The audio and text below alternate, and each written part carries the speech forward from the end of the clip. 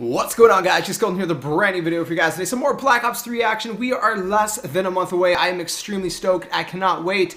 But this video, we're going to be talking about some changes that have been made to Black Ops 3 upon the feedback received, that Treyarch received from us, the players, from the beta. So they have made some changes. You guys should get stoked because they are listening to us, and it feels good that they are listening.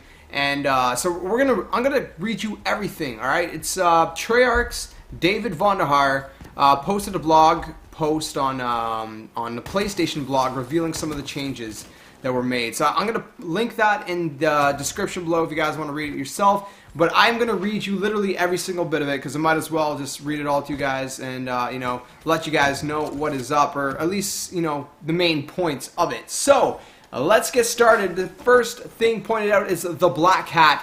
So it says, some players were dissatisfied that the Black Hat equipment was too powerful. We agree our new hacking mechanics scales the hacking speed based on how close you are to the target, and will require precise aim to hack score streaks in a reasonable time. Time to hack has been adjusted upwards across the board to make it more challenging to hack, especially at the higher end of rewards. Hackers now also appear as a red dot on the minimap for the duration of the hack, which, along with the VO notifications that a score streak is being hacked, provides players the ability to counter by hunting down the attackers. So the Black Hat is not going to be overpowered as it was in the beta. They have tweaked it, and I'm stoked, man, because it was super overpowered in my opinion in the beta, man. It was just like everyone was hacking everything. It was super easy. It was just insane. So I think this is really going to help balance it out, and I'm glad they are listening about that. Next up, we got Rejack. Rejack sparked its fair share of controversy during the beta for a number of reasons, most of which were valid. Included in that list, putting players into Rejack did not count as a kill, and players were using Rejack to stack score streaks. Now, putting a player into Rejack counts as a kill. Players receive kill credit immediately in-game, on the scoreboard and leaderboard, and in persistent stats. Rejack now also resets all score streaks progress so that it cannot be used continuously throughout a match to pad progress towards high-level score streaks. So that's got nerfed. I think it's great. I completely agree. I think that makes it a lot more balanced than it was, and I'm very glad to see that that has also been, you know, looked at and you know, given attention to. So moving on. We've talked a lot about the flinch mechanics during the beta. That's when getting hit causes your weapon to move out of position. Our improved networking code would sometimes cause bullet flinch to stack, so we put a cap on how much you can flinch while ADS. While you will still flinch when shot, it will be within tighter constraints to keep you closer to your aim. So you're not going to flinch as crazy as you did. They are tweaking out a bit to make it a little bit more balanced as well. So again, really great. I completely agree. Nothing I've disagreed on this far. Hopefully you guys are all agreeing with it as well. Next up, we improved the feedback that you have downed your target by including the red kill marker. This marker will subtly grow in size with each subsequent hit, turning red upon dealing lethal damage as added reinforcement to confirm the kill. So I think that's really cool. You know, it's those little subtle things, man, that sometimes we overlook, that if they're not there, they're kind of, you know, we then notice in them, you know what I mean? So I think that's really cool. It's just a little thing that's going to help out, and you know, it's really cool that they're you know, tweaking that as well.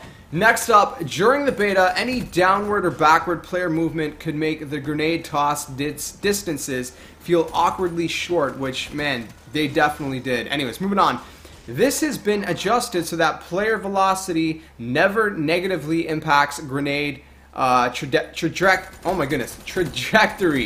That was a little bit of a tongue twister for me. I don't know why. Anyways, we also tweaked grenade speed and distances. So throwing grenades is tweaked. It should be a little bit easier to throw your grenades a little bit further and stuff like that. It was a little bit of a pain the way it was. It felt like Vonderhaar said, man. They felt awkwardly short. Anyways, moving on. Concussions and flashbangs. This was also one of my complaints, one of my concerns. Players felt concussion and flashbang grenade types were very powerful because they were.